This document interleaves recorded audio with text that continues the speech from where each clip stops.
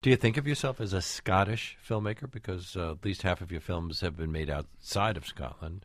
Yes, I do. Yes, in fact, that was the kind of inspiration in the early days, was to make films for Scottish people, because it hadn't been done before.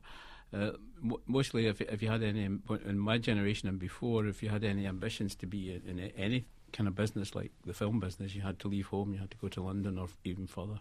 Well, could you get any experience in Scottish TV?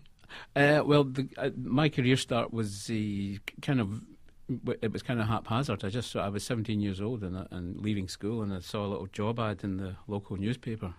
It said youth required for film production company, and of course that rang all kind of bells and excitement, So I spent the first, 12, 15 years of my life in the film business and working on, sponsored movies, industrial movies. But usually when you come out of a tradition, the films reflect that tradition. There was a Scottish literary tradition, a great one, but no film tradition that I can think of. That's right. There was no film tradition at all, and so, I'm a town boy, I'm a city boy, so I just thought, to make films of what I knew about by then. Mind you, I knew the country pretty well, having spent a decade travelling around making these documentary movies. So that's why even when it came to something like Local Hero, I kind of knew the characters, I knew the locations, I knew the situations that they lived in. Well, your first film was a city film, but then you kept on going further and further afield, smaller and smaller towns. That's it, yeah. Back to, we started in Glasgow. I made That Sinking Feeling, which was we called it a post-industrial movie because Glasgow had fallen on its face. All the major industries had waned. About unemployed youngsters. And it was just about unemployed kids. But in the last depression that we had. Yeah, it was a comedy, yeah. Well, the thing is that I wouldn't have had the presumption to make a comedy about unemployment unless I was working with people who were in that situation. And frankly, I was in the same situation myself most of the time we were filming.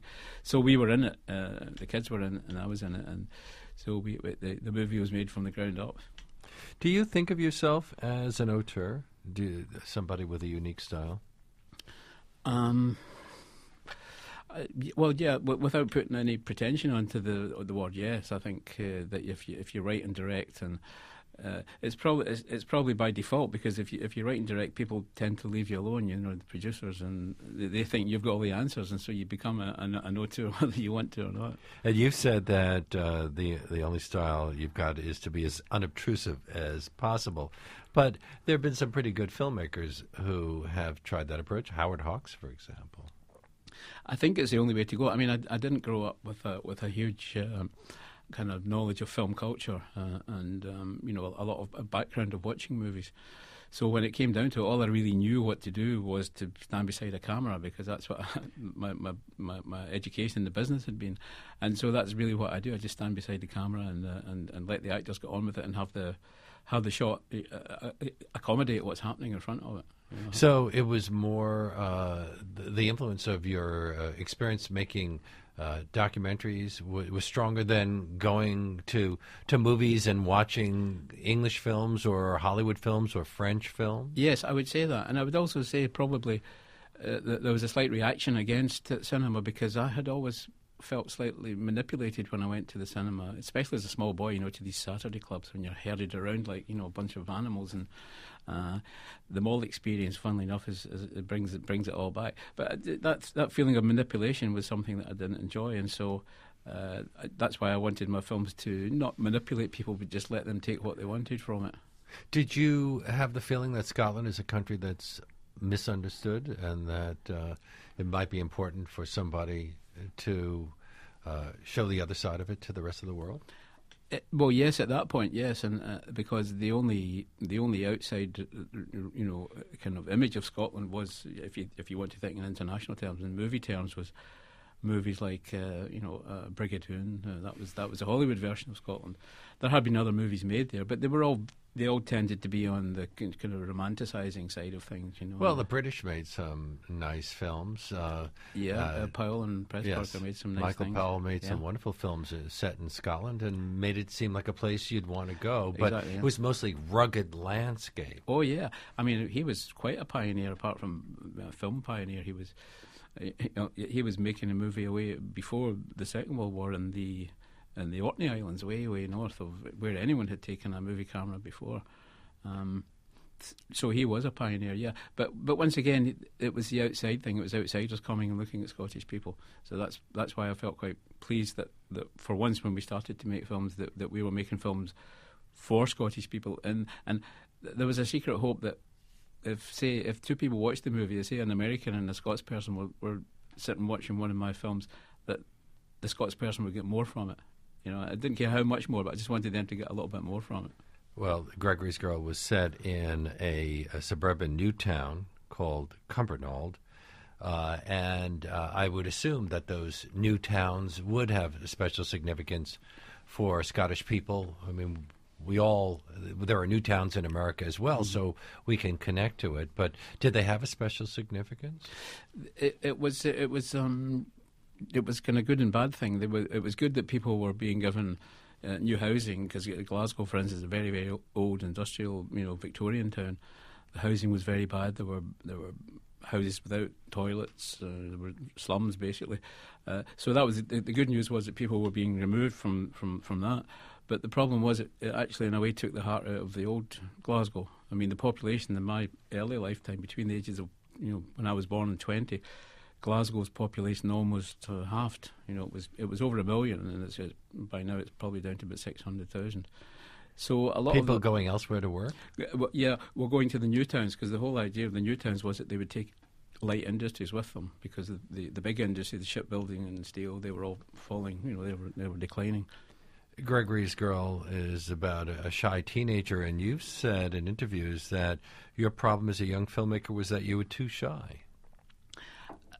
Well, yes, I was. Well, I suppose it's a myth that as a filmmaker you have to kind of, be loud and stomp around. But it's been reassuring to me to find out that as I've met filmmakers and seen them in action and talked to them and read about them, that a lot of filmmakers are fairly retiring people. So, but you still got to get a performance out of your actors, don't you? Have to tell them what to do. Yeah, you can whisper. You can just creep up beside them and on the set and whisper to them.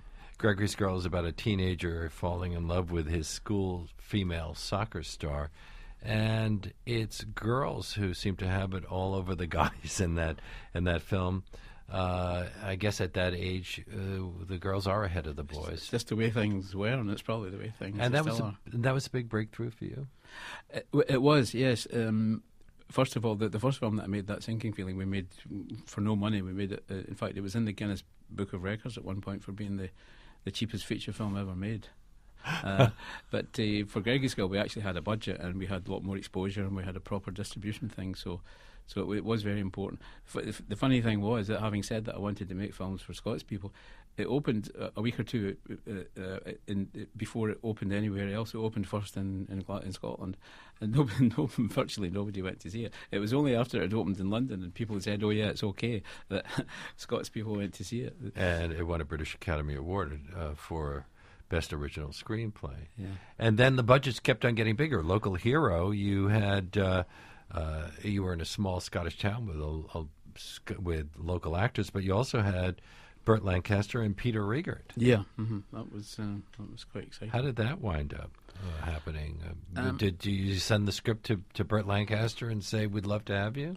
Yes. Well, it was even more. It was. I was in the movie business by then, and this is the kind of thing that happens. As the producer David Putnam came to me, and it was a sheer proposition. He said, "If you can think up a story that we can shoot in Scotland with 2 Americans in it," he says, I can find the money for it. So that's how the idea for the story came around.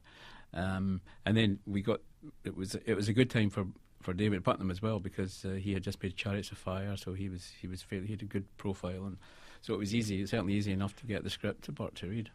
Are you aware that Al Gore has called it his favorite movie? So, yeah, someone told me that a number of years ago. Yeah. No, the films are all have a lot of funny things in them, but there's an underlying sadness. Where does that come from? Life, maybe? I don't know. I mean, do you think of them first as comedies, or do you think of them as something more serious, and then the humor just pops up because that's the way life is? I think humor really is just one side of the darkness, isn't it?